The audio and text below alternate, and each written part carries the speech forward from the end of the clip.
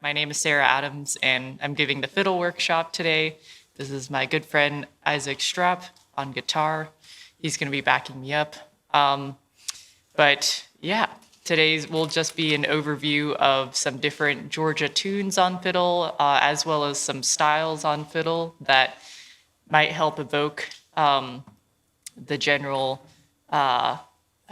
just playfulness and maybe different tricks here and there that you can incorporate into not only the songs that we learn this afternoon, but other tunes that you might have in your repertoire too. So I'm just going to start out with one called Up Jump the Rabbit, which if you were at the jam yesterday, you might have gotten a chance to try out. How many people like the key of C? I saw some faces that, okay, we got some people who like C. So, yeah, well, that's, right. Well, I think that's one interesting thing. I think so my background, I grew up playing mandolin more than anything. But when I got into playing fiddle, I realized that a lot of the other fiddlers I played with didn't necessarily enjoy playing in the keys of C as much, or F. And so we might get into some of that today, because I don't think there's anything to be really scared about with those keys. It might feel a little less familiar at first, but yeah, I think there's a lot of great things about those keys that opens up the fiddle, especially on some of these really melodic tunes that we'll get to have some fun with. So yeah, Up Jump the Rabbit, Georgia Potlickers is one of the popular recordings that I learned from for this one. And I think it's a good demonstration of some of the styles we'll get into. So maybe Isaac and I will play through it once or twice, just so you guys can get a feel for what it sounds like up to speed, and we can kind of break it down and talk about what we're hearing in there.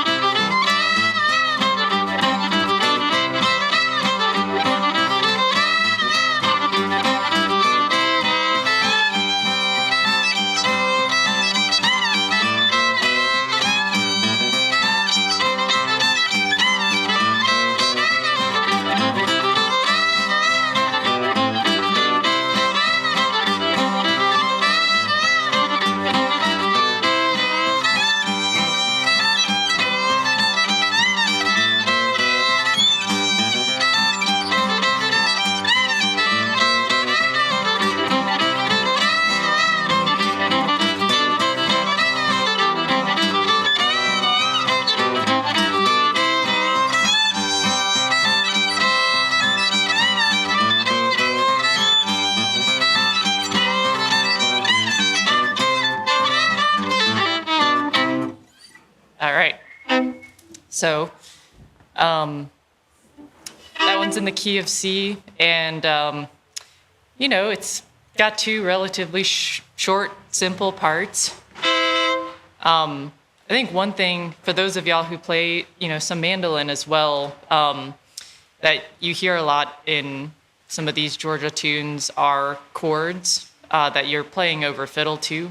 So even just now, when I started off, I was starting off on a C chord, which you can make.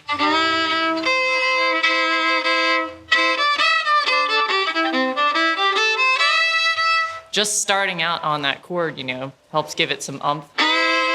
So why don't we just do a little bit of call and response here? And let's just start off with that first phrase. So.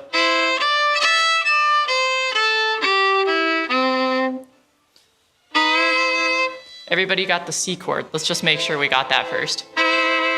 So you're on a E note on the D string, and then a C note on the A string. And then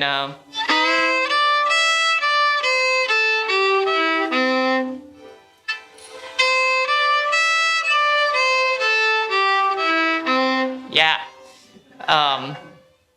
And then, let me see. And then we're going to go back up.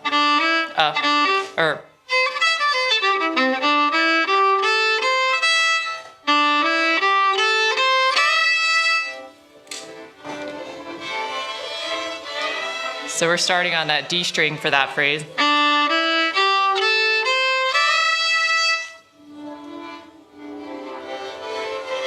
Yeah, there you go. And one thing I'll just go ahead and flag out here. You hear a ton of this kind of sliding up to the E note when you're on the A string, and put it in a nice fat double stop there. Why don't we just try sliding up to that note a few times?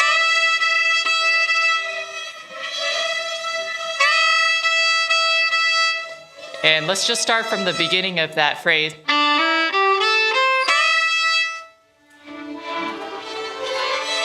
Yeah. Basically, we'll go back to the beginning of that, what the beginning of that first part sounds like. And then it resolved. So,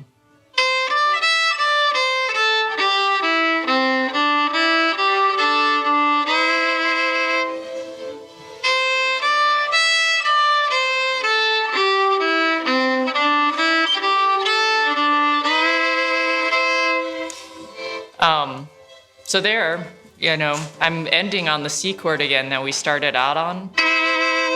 And another thing, I'm going to talk a lot about basically little hacks, because I do not have a classical background. And as you can see, my form is not very classical here, although you can play in however form suits you, whatever's comfortable is the big thing.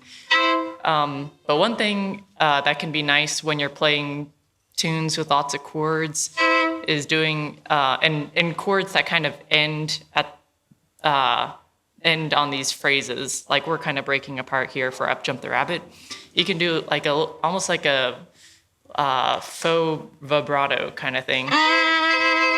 And the way that I'm doing that is just kind of, I'm showing just with my fingers. I'm not actually doing a proper vibrato where I'm moving my whole hand, but it's almost like I'm pressing my fingers up and down.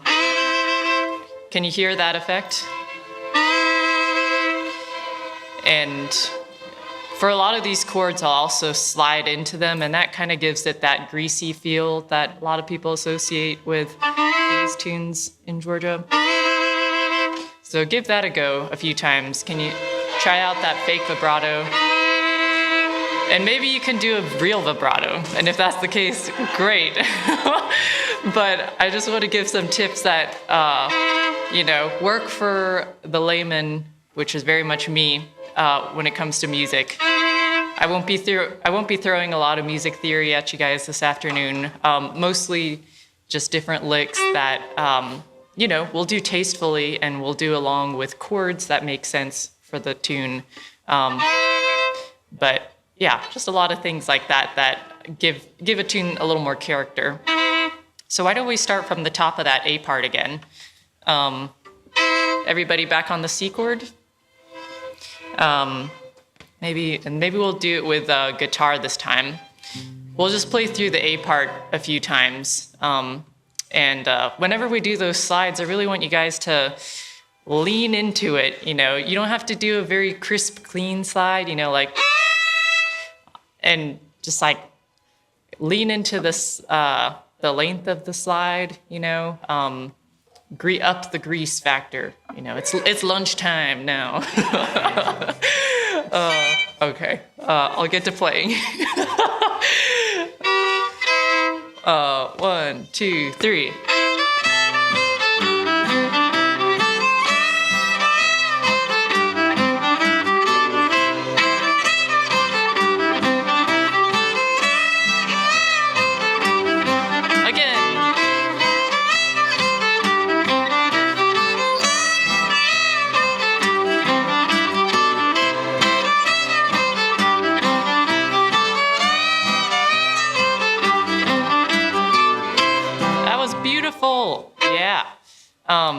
So when we just played through that, since we were talking about slides, I want to point out another place where I'm throwing in a slide.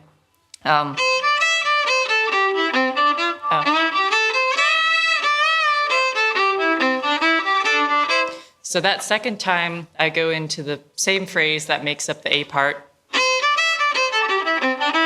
Or, I'm going into that E note, right? And I'm not lifting my finger. I slide back down to that.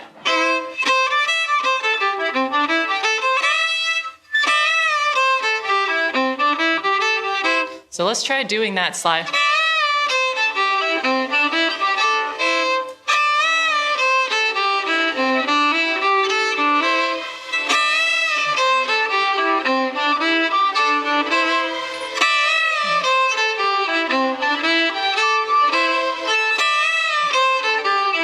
Make sure you're getting that open E string.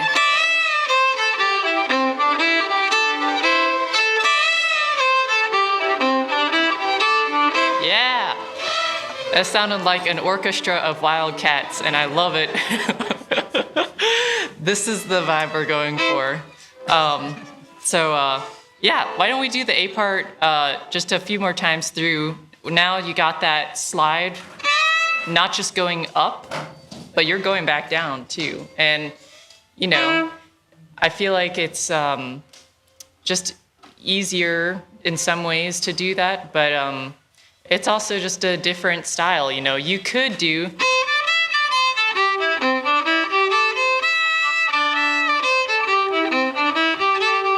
And that's fine. Somebody's shaking their head. No, she likes the slides. But yeah, you want to be able to mix it up, and slides are a fun way to do that. So yeah, why don't we play it same kind of speed, but lean into the slides, make sure you're getting that open E string, because that also helps with volume too. Like if you're in a raucous jam, which these tunes are really awesome for, you want people to hear your fiddle, and these kinds of slides and, harping on that open E string where it makes sense, that all helps with the volume too. So, all right, so 1, 2, 3.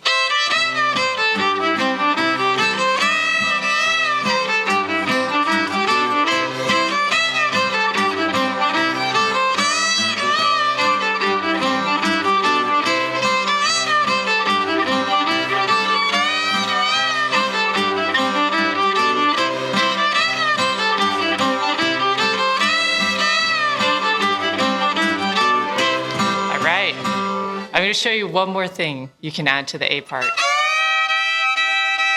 So we've been sliding up to that open E note, but you can do the same chord, which is basically a C chord, by, you're still sliding up to the E note on the A string, but you're also adding, what is this, the G note? Yeah. So it looks a little like this. Give that a go. See if those notes.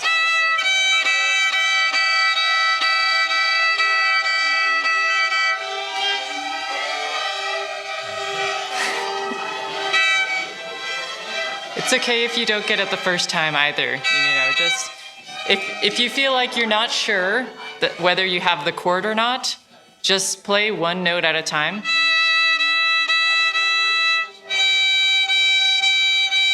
And then play them together.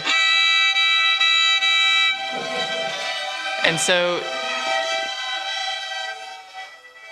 you can put that chord in instead of doing that open E all the time too. And I use that chord all the time in this kind of music. So I want to make sure you guys got it and can start playing around with it in other tunes that you do. So why don't we? Yeah, second note is, and I'm using my first finger to fret that, but you don't have to, Again, most of my philosophy is just whatever, feels comfortable to you in terms of the finger technique. And it might take a few tries to be able to slide into that chord and land on both of those notes. but this is a learning setting, so I want you guys to feel comfortable trying it out here, especially with a group as big as us, safety in numbers. So why don't we do the A part one last round, and I want you guys to try whenever we slide back into that E note, try it with that chord now.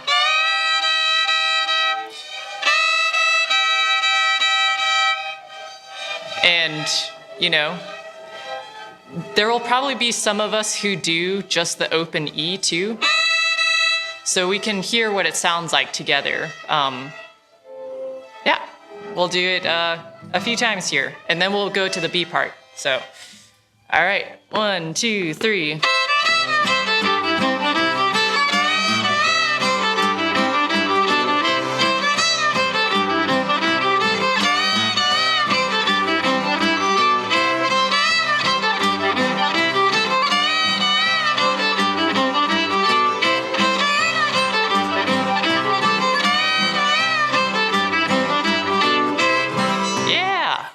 So, you do not have to play that chord every time. My suggestion is that you mix it up.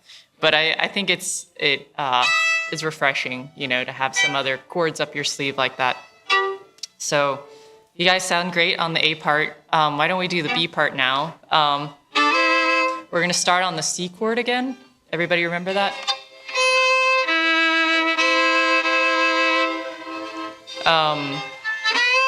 And why don't Isaac and I just play that again so that it's in your heads.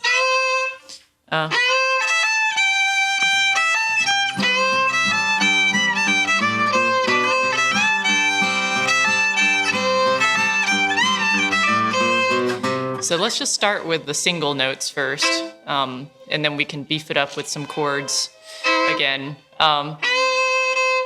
So everybody find your C chord, and we're just going to play this C note now on the A string. And then let me just play a short phrase, and we'll do some call and response again. So.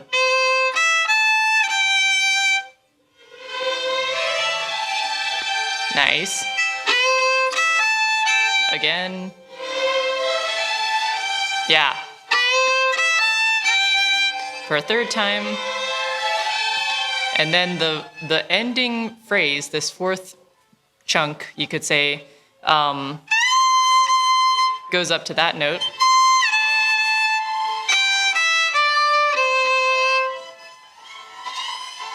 Yeah.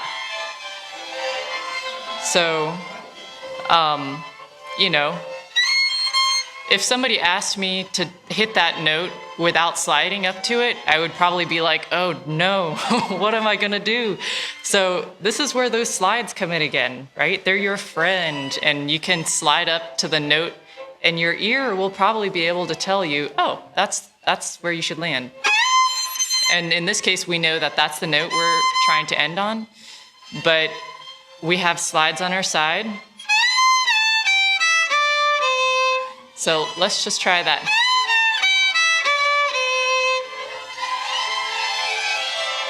Yeah. And already you have something that's got like some spice to it, It's not... It's just got a nice little syncopation added to it too, by sliding up to it. So, why don't we do the B part a few times with that? I think y'all got the slides. And really that fourth phrase is the most complicated part of the B part, so should come together pretty quick here. Do you mind hitting us with the chords? All right.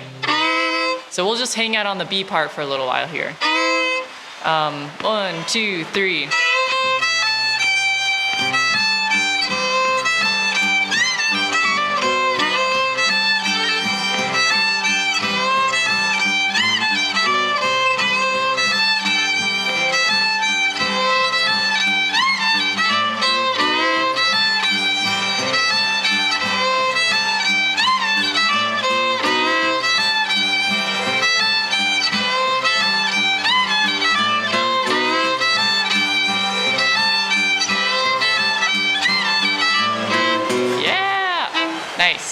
this rain is getting loud. I'm glad we're under this pavilion. Can everybody still hear me okay through the microphone? All right, great. So you probably noticed, once we started playing through it a few times, I started adding back in that C chord again when I would kick off the B part.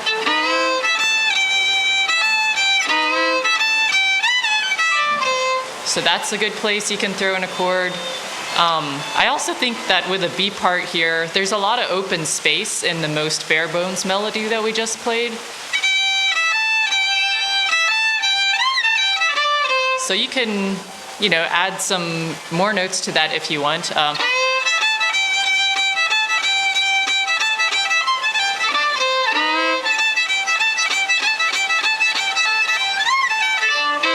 I wouldn't recommend doing that every single time, but I think one thing that we've already been talking a little bit about this weekend in some of the jams and other workshops is this, this smooth sawing back and forth that you get in a lot of Georgia fiddling.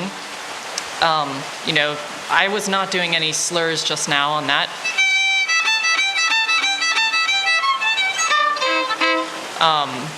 But I think sometimes, like, if Isaac was playing fiddle with me and maybe he was doing those long notes and then I wanted to add some choppy, it actually meshes pretty nicely.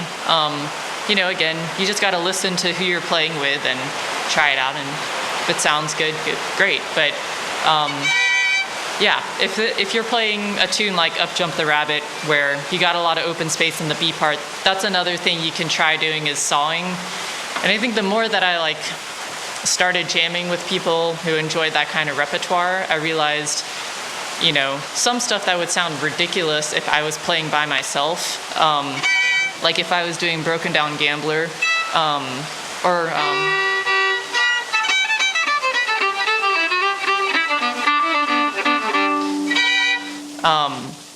almost like exaggerating the sawing back and forth. It's almost kind of comical sounding, but it works when you got some other fiddlers with you. So I think that's one thing with some of the early recordings that you have of people like Clayton McMitchin and Low Stokes playing together. They are not doing the same thing.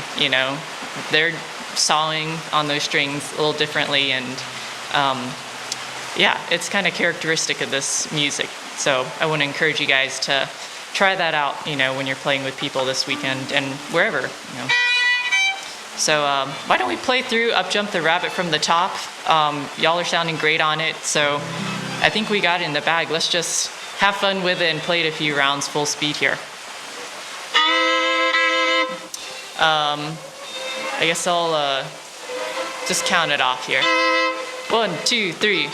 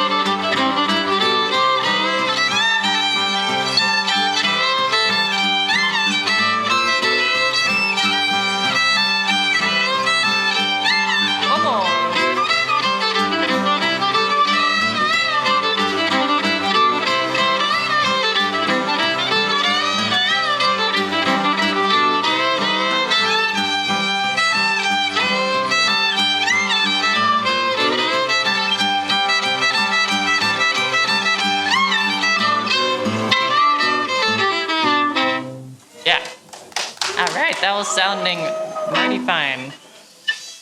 Cool. Anybody have questions about that tune or any chords, slidey things we were playing around with? Is there a low octave on the There. right part that you ever Ooh. do?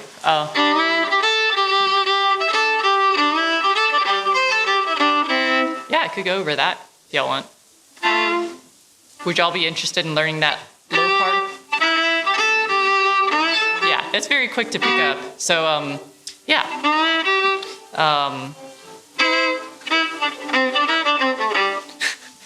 This is bringing me back to last night where I was playing this tune and I think I had started playing the low part for the A part, which doesn't work quite as well. So yeah, let's just stick with the B part. But yeah, like Charmaine said, you can play a low version of that B part that we just learned. So generally, not always, but generally, when you're playing up high on some strings in a key, more likely than not, you probably have space to work out a lower version on your G and D strings. So if we were doing the B part, but on a lower octave, we would start with a... So let's just try to find those notes. Starting on that E note, on the D string.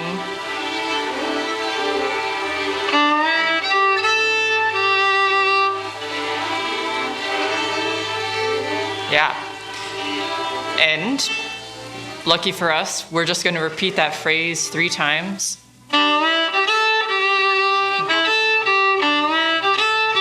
And then we're going to finish. So let's do that last phrase. Yeah.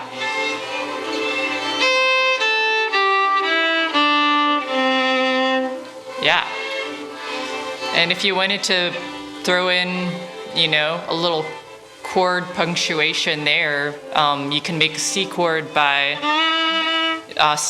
keeping your finger on that E note and then bringing your third finger down onto the G string for what I guess is the C. Everybody got that? So let's play through the B part a couple times on that low octave. 1, 2, 3.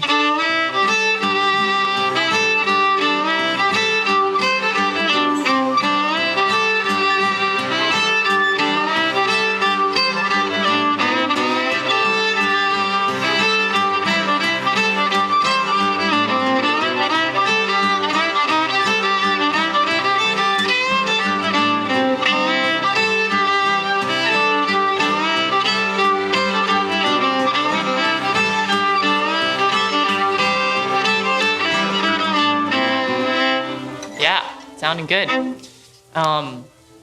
And I think I mentioned the faux vibrato earlier. That's another great place to put it in when you're just drawing out those long notes. It kind of, I don't know, everything just sounds so comical to me about this music sometimes. And I think this...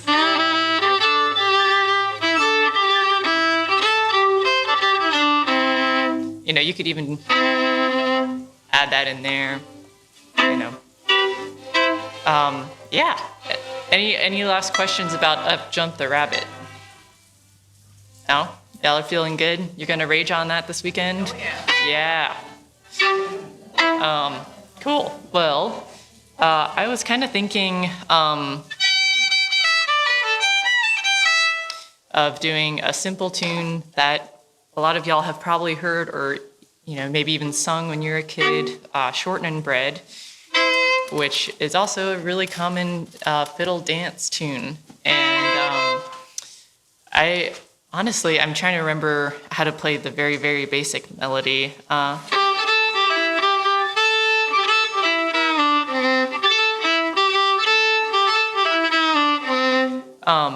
why don't I just play a very, very basic melody first, and then we can put some different dressings on it, like we've already been doing, with the slides and different chords here and there. But if you, are curious and you look at different records of some of these old Georgia bands, Shortening Bread is a super common number, and it's amazing how different the takes are of them. One of my favorite versions comes from the fiddler Earl Johnson, who probably has some of the most chaotic sounding versions of a lot of tunes. He just slips and slides all over the place. It's like he's playing fiddle, but he was in that like water bouncy house out there at the same time. And it's amazing. And he does a lot of cool licks on, even as simple of a tune as Shortening Bread. So get into that. Let's see. So if I was doing the very basic melody of Shortening Bread, I'll start with that, and then maybe Isaac and I can just jam on it, and I'll start throwing in some different licks that will start giving you guys some ideas of things you can throw in. 1, 2, 3, 4. Oops, my bad. I should have said the key. C. Yeah. Or no, that's G. G. Yeah. Yeah.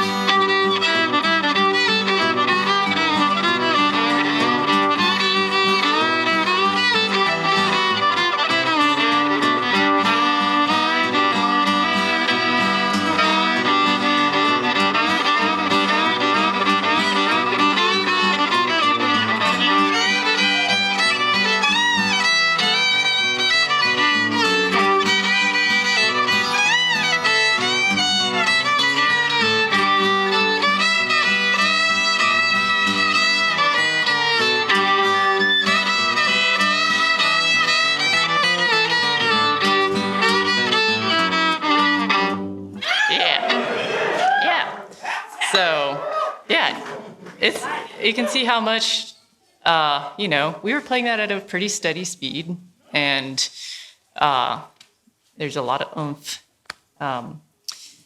that those few chords, and slides here and there can add.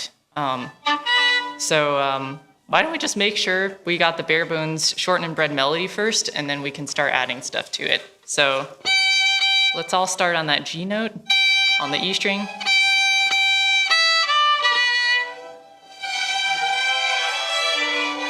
Yeah. Let's just do it one more time. Yeah, and then we're gonna do.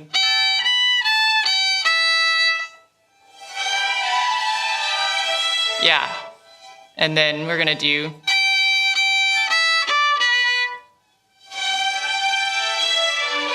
And then.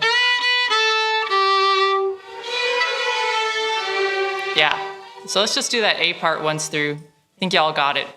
So 1, 2, 3, 4.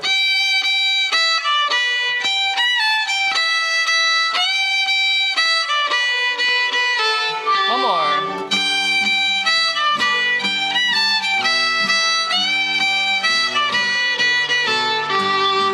All right. And then the B part, we're just going to go to the E note.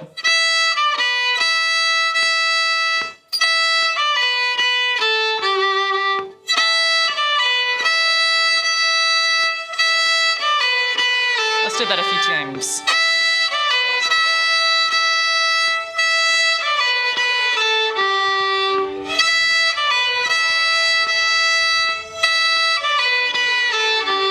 So if your brain is still thinking about Up Jump the Rabbit, licks, automatically we can put in that.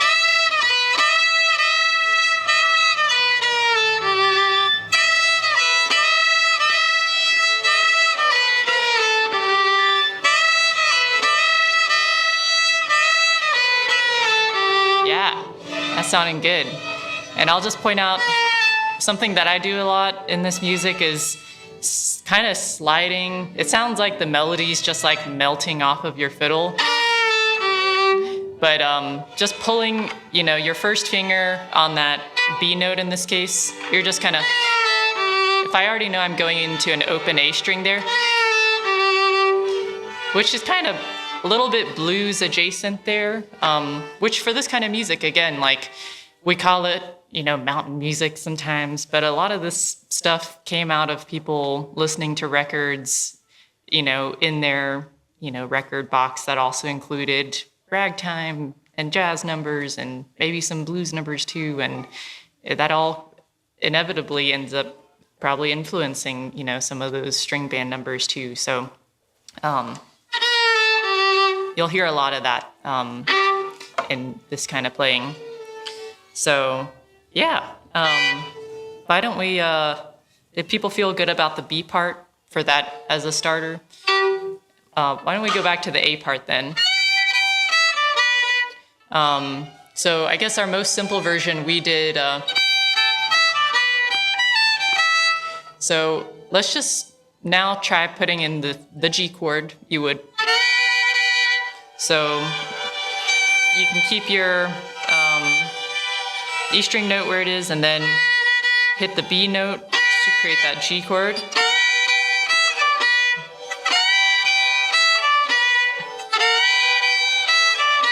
And when you go into that G chord, try sliding into it. So once you know you got the G chord, basically just use that same shape and start a little bit lower on your fretboard and then slide up.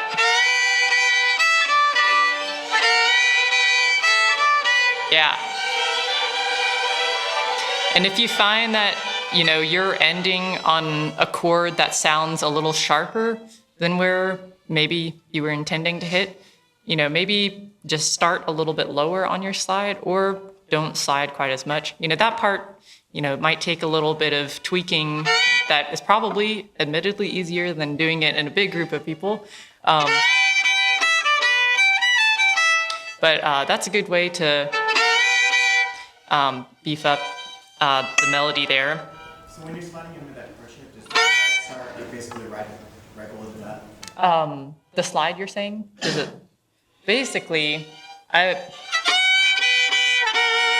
I basically making, a G flat chord there. Just 1/2 step below the G chord.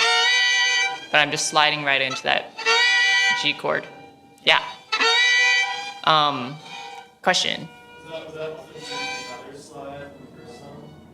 Yes, exactly. Yeah, for Up Jump the Rabbit, it's the same deal. It's basically a 1/2 step below the C chord that you're rolling into. And, these are chords, like the very first chords that I ever learned on mandolin are these exact chords. And they're so handy on fiddle. You can do the same for the F chord, which is basically the G chord shape, or the C chord shape, but you're just doing it on the G and D strings. That doesn't really work, but yeah, you get the gist. It's a really handy chord. So yeah, back to the shorten and brid A part. Remember we went up to that high note? What if we slide up to that note?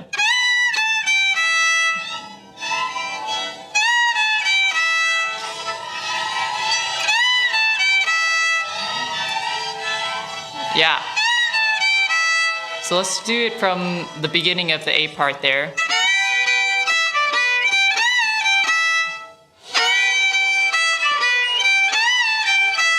So I guess what I'm doing there is and then I'm going.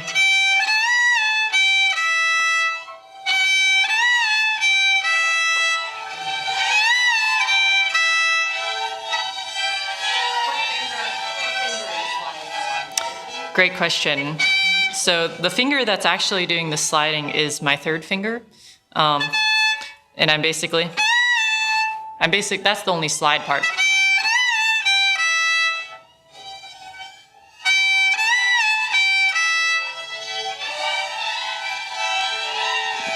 Yeah. Let's just do it from the chord beginning there.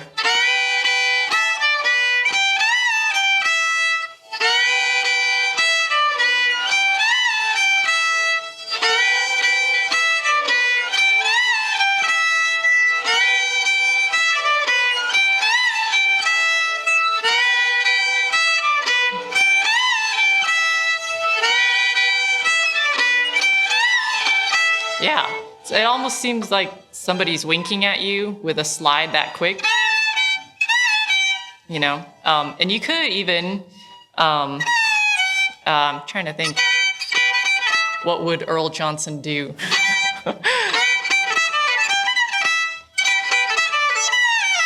You could do something kind of very quickly descending for something that really, I keep describing them as chaotic fiddlers, but I mean it in the best possible way. You know, they're not afraid to try out kind of, what's that? Yeah, yeah.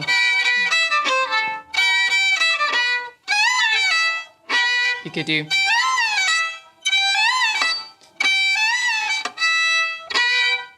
Yeah. Experiment with the slides. You know, you feel like for a phrase like that where I'm very clearly going up to a high note, but then basically ascending like or not ascending, but descending a scale, you know? Sometimes you can kind of descend down that whole scale as a slide.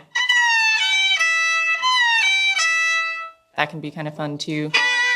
But I think that is a good place to start for slides because you know your starting point and end point probably more clearly than you know, some of that can get a little bit fuzzy, but it's really fun stuff too though. So, you know, as you get more comfortable with throwing in slides, like try, you know, sliding down in a little different way. Trying to think of what else I could do to dress up this A part.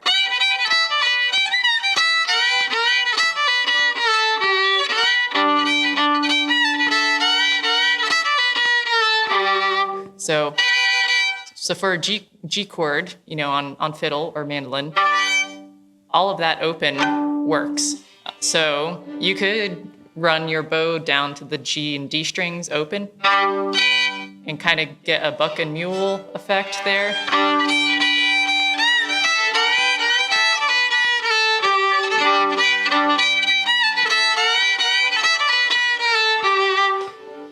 That one's definitely, you know, easy to overdo, so I wouldn't do it every time, but it can be a little rodeo lick.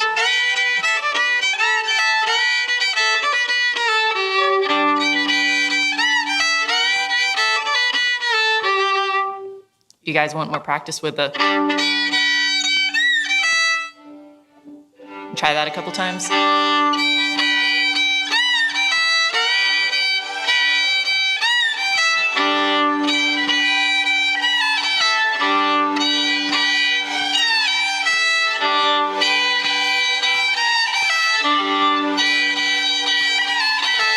Yeah, sounds great.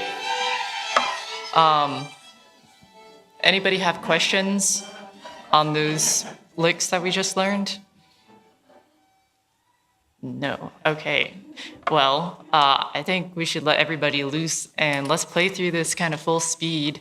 You know, feel free to start out with the basic melody first, or if you want to jump right in with some of the beefed up chordy versions, go for it. But I think let's just have some fun playing through it full speed.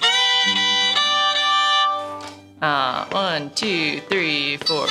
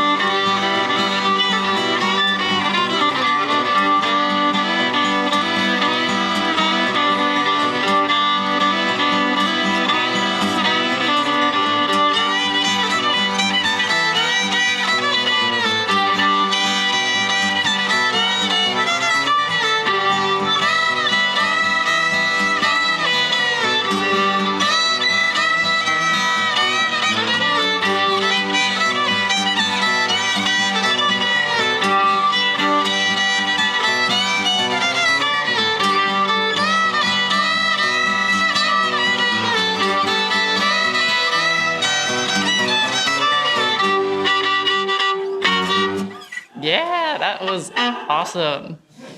Well, as we were jamming on that, per usual, I feel like some of the best ideas you can have, when you're playing comes from just jamming with other people. And I forgot to show you guys another thing that can be fun to throw in this kind of fiddling is kind of going down chromatically. Let's see, kind of when you're transitioning from one chord to the other, like maybe we can play the end of the A part.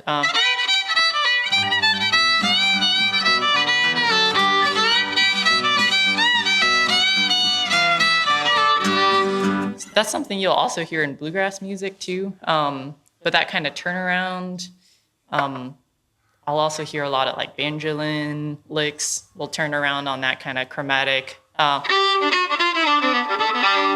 And you could even slide down. So that's a fun way to just, yeah. If you guys come up with other synonyms for adding variation, let me know. Because that's what this workshop is all about, So anybody have questions, other questions on what we just played?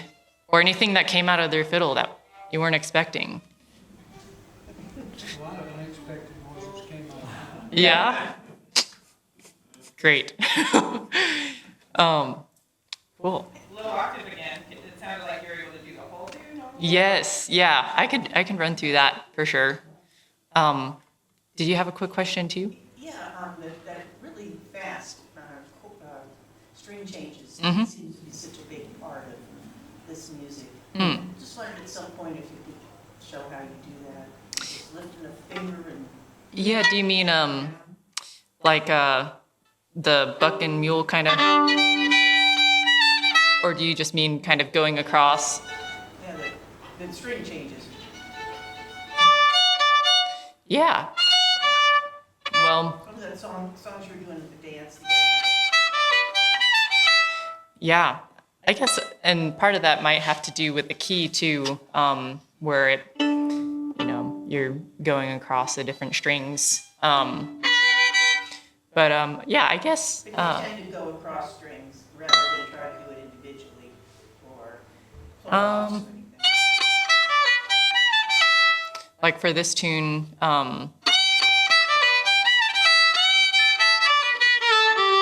like going across those strings there feels like something that's kind of tricky to do. Even trickier, some of those dance tunes that you did the other night. I don't remember the names of them. Dirty Gravel or. That's a good one. Yeah. Yeah, I think the biggest thing that's helped me for like one tune that comes to mind is Cornbread and Turnip Greens.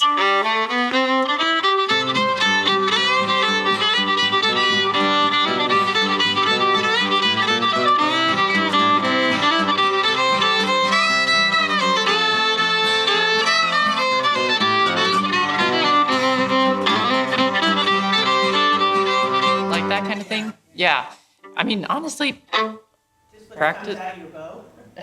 well, I mean, I think definitely being comfortable with your bowing helps a lot. And as you can see, I don't have a very particular grip. I'm just trying to do what, feels comfortable for my wrist. So I used to get really hung up on my bowing hand, and I think it kept me from getting into fiddle for a long time because I just got so overwhelmed by, well, what is the right bow hold, And then I saw Michael Cleveland play like this and make amazing music. And yeah, I would just say, if you are playing, a tune and maybe, you're finding it difficult to bring your bow across all the strings to the notes you're wanting to play in a melody, try changing up your grip a little bit too. That could help. And then also just practicing scales. That helped me a lot. And like for that tune, I'm just going up the C scale there, basically.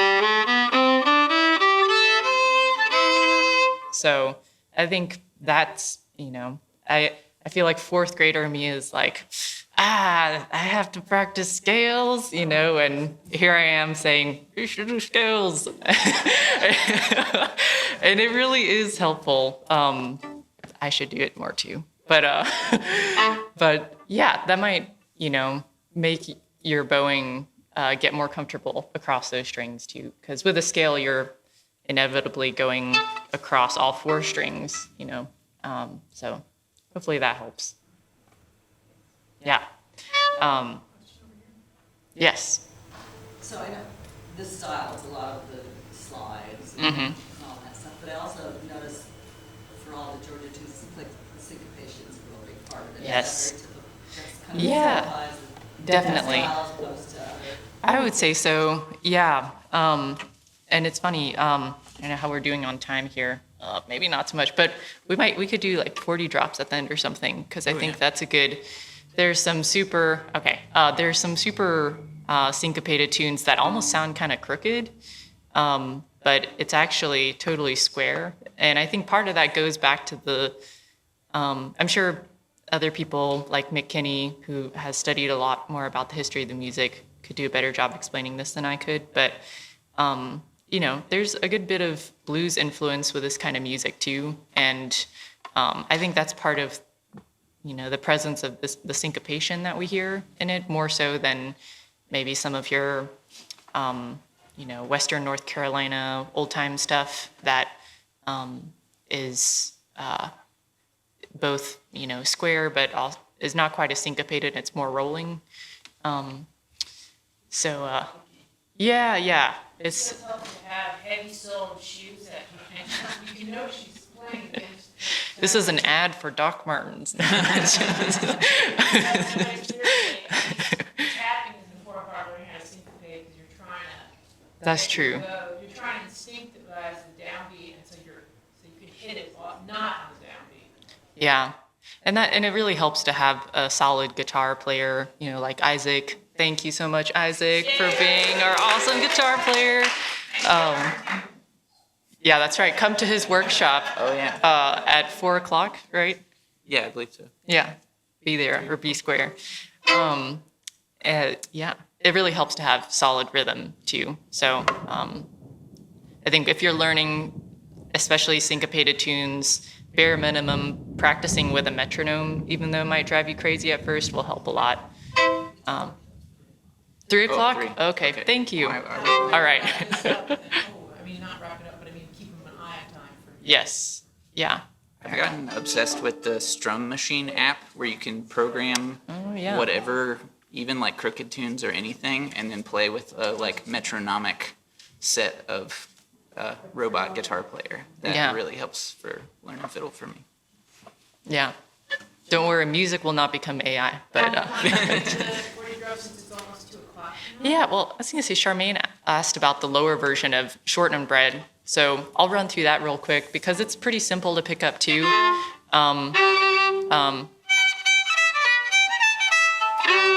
So I'm basically starting on, I believe this is what note is that? The E note?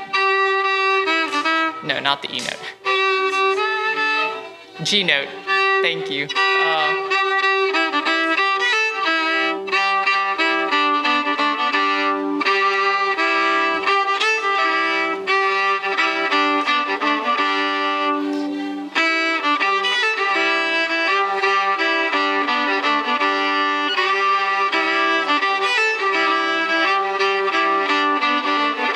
Yeah. And then for that B part, you can stick around on that G string.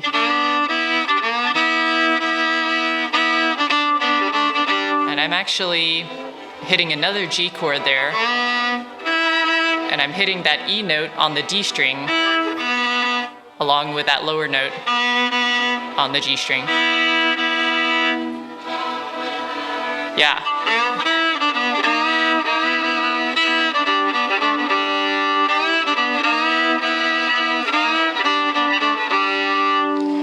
Do you guys want to play through the whole lower part of Shortening Bread? Or lower octave version? 1, 2, 3, 4.